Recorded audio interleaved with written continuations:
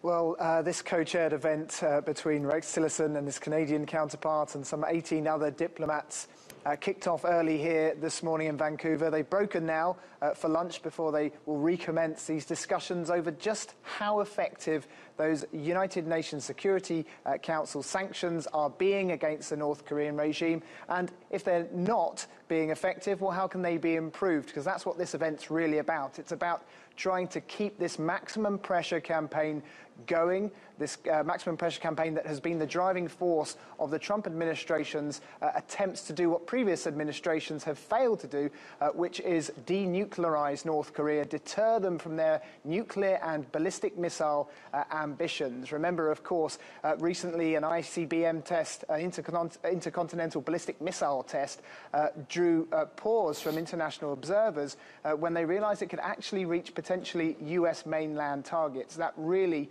kicked this maximum pressure campaign up a gear, and the result today is Rex Tillerson calling on the international community to stay tight, stay focused on these sanctions, close any loopholes, and make sure that we can push North Korea towards taking steps to denuclearization.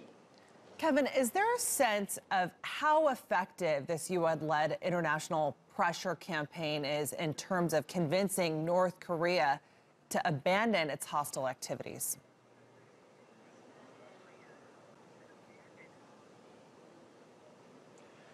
Well, one of those countries obviously absent from these talks is North Korea, and that's part of the problem. You're never entirely sure exactly what Pyongyang is thinking and doing, but certainly for the Trump administration, they're convinced that the maximum pressure campaign is working. They think their sanctions are the toughest that have ever been imposed on North Korea, and they say that they're seeing the results through things like cutting off funding streams, by getting countries to kick out North Korean foreign labor force, which is an important revenue stream for the regime.